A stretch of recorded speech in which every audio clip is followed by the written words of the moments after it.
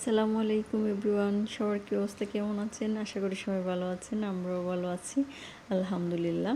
সকাল সকাল চলে আসলাম আর একটা ভিডিও নিয়ে। সকালবেলা একটু নাস্তার জন্য পিঠেগুলো নিলাম আর বাবুর জন্য সবজি করব, তাই ভাবলাম যে আপনাদের সাথে ভিডিওটা শেয়ার করি। তো প্রবাস লাইফে কিভাবে সকাল হয় আর রাত হয় এটা নিয়ে আজকে কিছু কথা বলবো।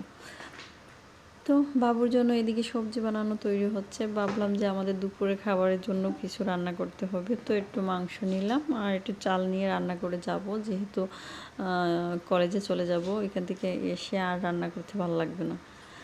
তো ওইদিকে মাংসগুলোকে ধুয়ে নিলাম, আর ওদিকে একটু চালগুলোকেও ধুয়ে নিব। আর মাংস আর ভাত রান্না করব, আর কিছু না। তো সকাল হয় এভাবেই, খুব তাড়াহুড়ো করে ব্যস্ত একটা লাইফ কাটাতে হয়। প্রবাসে যারা তাকে সবাই জানে, শুধু আমি একা না, প্রত্যেকেরই সেম। তো এইদিকে একটু রান্নার তোড়জোড় করলাম, তারপর রান্না তোড়জোড় করে সে বাহির হলাম কলেজের উদ্দেশ্যে। ভাবলাম ওইদিকে একটু ভিডিওগুলো করি, অনেক সুন্দর লাগতেছে পরিবেশটা সকাল সকাল। তো বাসের জন্য ওয়েট করতেছি আর ভাবতেছি আপনাদের সাথে একটু কথা বলি। কি আর করার, কিছুই করার নেই, বাস কখন আসবে তাই।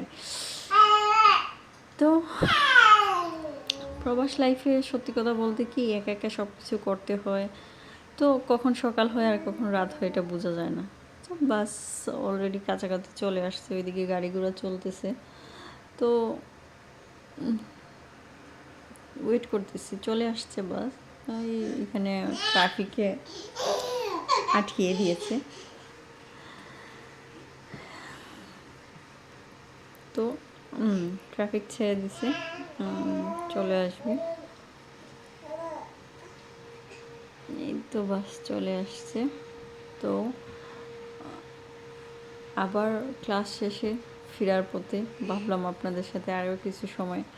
তো এইদিকে কিছু ফুল ছিল, ফুল গাছ ছিল, এগুলোকে একটু নিলাম, ভালোই লাগতেছে। হাঁটতেছি বাসের উদ্দেশ্যে, মানে প্রবাস লাইফে গাড়ি না থাকলে বাসের জন্য দৌড়াতে হয়, কিছু করার নেই। তো ভাবলাম ওইদিকে একটা রেস্টুরেন্ট আছে, ওইখান থেকে কিছু একটা নিব। যাওয়ার পর দেখি যে না, ফাঁকাই, মোটামুটি ভালোই ফাঁকা। প্রায় 12টার দিকে হবে, দুপুর। তখন ওইদিকে কিছু ভিডিও নিলাম, পরিবেশটা সুন্দর।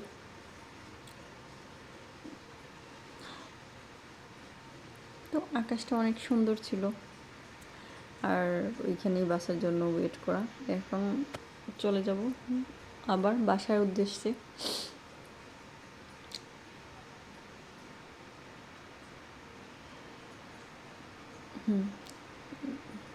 যাত্রা শুরু হয়ে গেছে, তো বাসার উদ্দেশ্যে যাচ্ছি। বাবুকে বাবুর বাবার কাছে রেখে আসছি। তো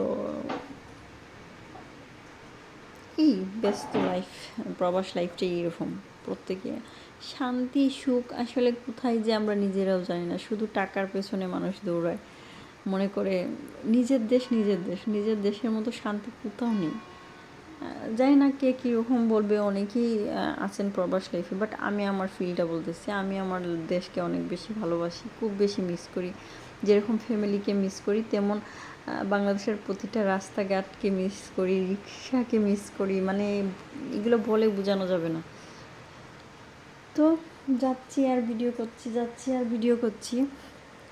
আকাশের মানে রূপ, এটা মানে অসম্ভব সুন্দর, আমি এটা আসলে বোঝাতে পারবো না, আমার এত ভালো লাগে।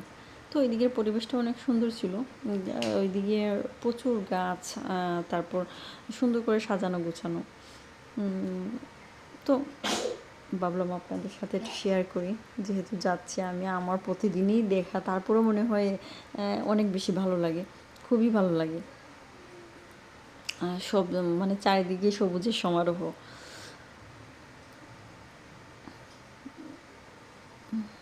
তো বাসা বাড়িগুলোও কিন্তু অনেক সুন্দর করে গুছানো, মানে এত ইয়ে নেই, সব দিকে মানে গাছ আছে, গাছ নেই কোনো জায়গায় এরকম নয়।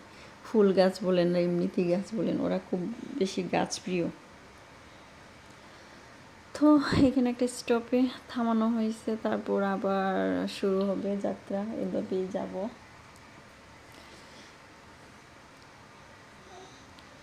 এভাবে সকাল থেকে সন্ধ্যা হয়ে যায় আমাদের।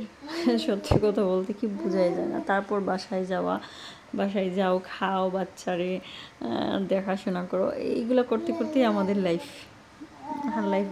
তো কিছু সময় আমরা অবশ্য বাইর হই, রেগুলারই বাইর হই, ঘুরতে যাওয়া হয় বাবুকে নিয়ে। বাবু যেহেতু ছোটো, তো ওকে নিয়ে একটু বাইরে যেতে হয় একা একা। দেশের বাচ্চারা তো ফ্যামিলির সাথে বলেন অনেক খেলাধুলা করতে পারে, অন্যান্য বাচ্চারাও আছে, পাড়া প্রতিবেশী, বাট এইখানে তো আর এরকম না। তো একটু পার্কে নিয়ে যেতে হয় বা ঘুরতে হয়, এগুলোই। এদিকের পরিবেশটা অনেক সুন্দর, আকাশটা অনেক সুন্দর দেখা যাচ্ছে, পুরোপুরি নিতে পারছি না আমি ভিডিওতে। তো আমার কেন জানি আকাশ, গাছ এগুলো দেখলে এত ভালো লাগে, মানে আমি ভিডিও না করে থাকতে পারি না। আচ্ছা, যাই হোক। তো এই জায়গাটা অনেক সুন্দর, অনেক সুন্দর। এটা আমি মানে এডিট ছাড়া আমি কিন্তু ভিডিওটা করছি, কিন্তু আমি বোঝাতে পারবো না এত সুন্দর এই জায়গাটা। যাই হোক, আলহামদুলিল্লাহ, আল্লাহর সৃষ্টি সব কিছুই সুন্দর। তো ভিডিওটা কেমন লাগলো আপনাদের কাছে? আসসালামু আলাইকুম সবাই।